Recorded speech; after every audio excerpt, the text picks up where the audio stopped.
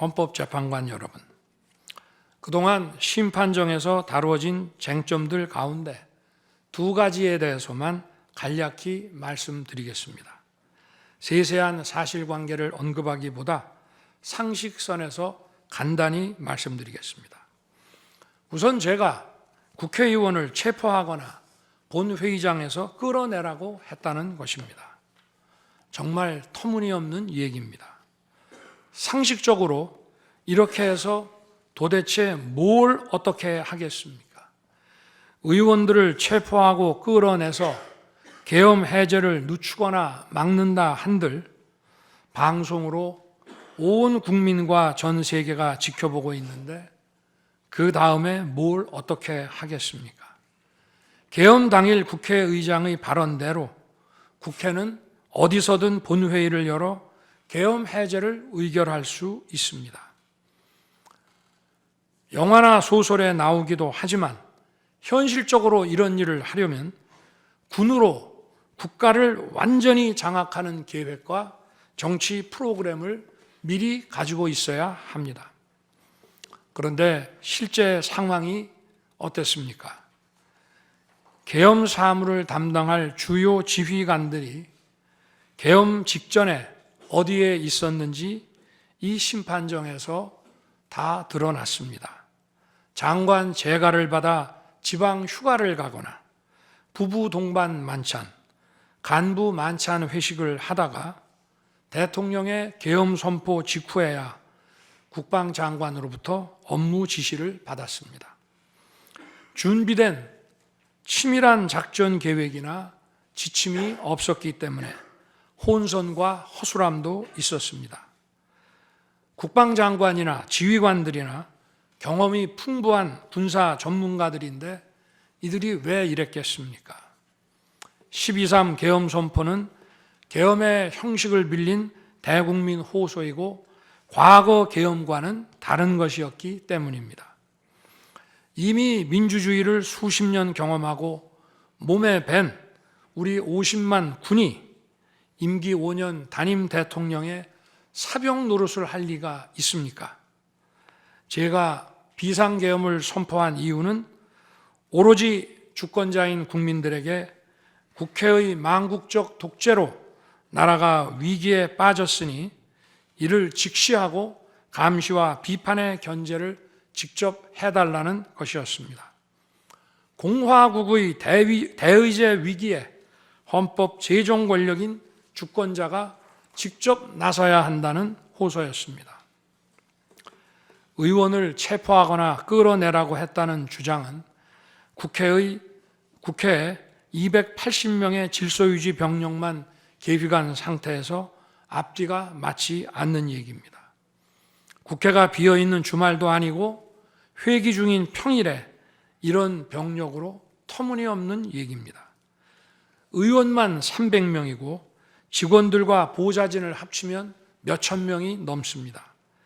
TV 생중계를 보더라도 계엄 선포 후 얼마 지나지 않아 이미 국회 마당과 본관에는 수천 명의 국회 관계자와 민간인들이 들어왔습니다.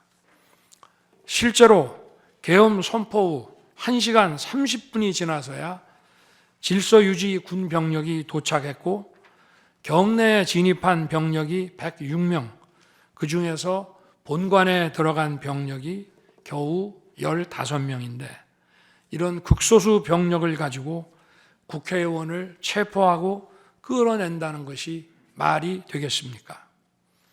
게다가 의결 정족수가 차지 않았으니 본회의장에 들어가서 의원들을 끌어내라고 했다는데 의결 정족수가 차지 않았으면 더 못 들어가게 막아야지 끌어낸다는 것도 상식에 맞지 않는 얘기입니다. 본관에 진입한 군인들은 본회의장이 어디에 있는지도 몰랐다고 합니다. 무엇 하나 말이 되지 않습니다. 단 한 사람도 끌려 나오거나 체포된 일이 없었으며 군인이 민간인들에게 폭행당한 일은 있어도 민간인을 폭행하거나 위해를 가한 일은 한 건도 없었습니다. 실제로 일어나지도 않았고 일어날 수도 없는 불가능한 일에 대해 이런 주장을 하는 것은 지난번에도 말씀드렸지만 그야말로 호수 위에 비친 달빛을 건져내려는 것과 같은 허황된 것입니다. 거대 야당은 대통령의 헌법상 권한에 기해 선포된 계엄을 불법 내란으로 둔갑시켜 탄핵 소추를 성공시켰습니다. 그리고는 헌재 심판에서는 탄핵 사유에서 내란을 삭제했습니다. 그야말로 초유의 사기 탄핵이 아닐 수 없습니다. 내란이냐 아니냐는 긴 시간의 복잡한 심리를 통해 가려지는 게 아닙니다. 내란이냐 아니냐는 판례에서 보듯이 실제 일어난 일과 진행된 과정에서 드러난 결과로 누구나 쉽게 바로 알 수 있어야 내란이 되는 것입니다. 거대 야당과 소추단이 헌재 심판 대상에서 내란을 삭제한 이유는 심판의 심리 시간을 단축시키려는 것이 아니라 내란의 실체가 없기 때문입니다. 더구나 12.3 계엄은 발령부터 해제까지 역사상 가장 빨리 종결된 계엄입니다.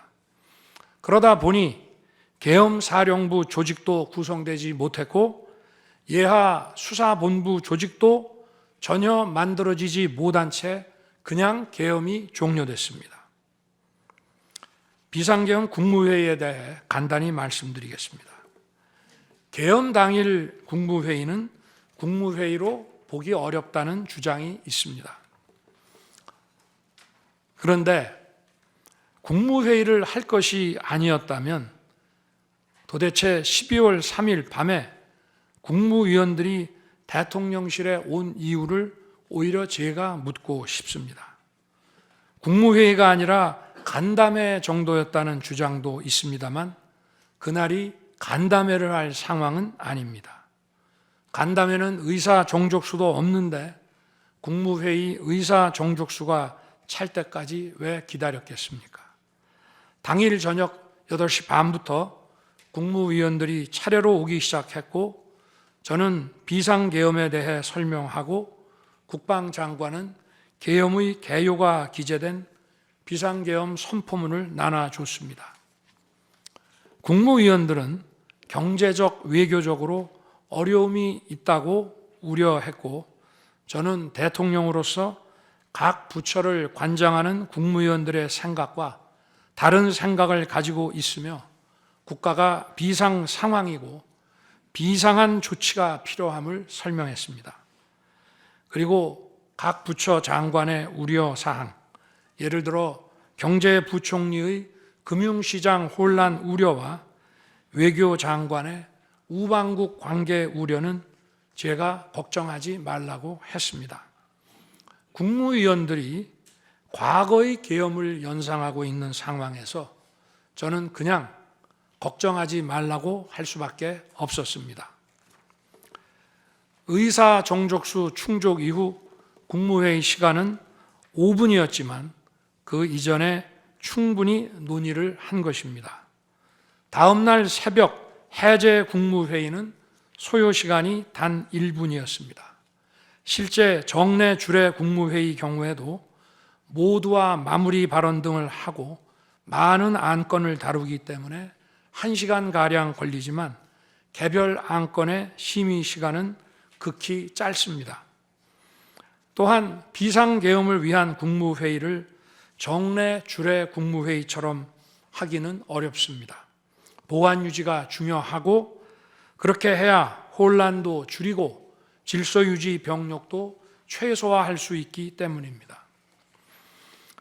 이상민 전 행안부 장관은 지난 심판정에서 그동안 국무회의를 100여 차례 참석했지만 이번 국무회의처럼 실질적으로 열띤 토론이나 의사 전달이 있었던 것은 처음이라고 했습니다.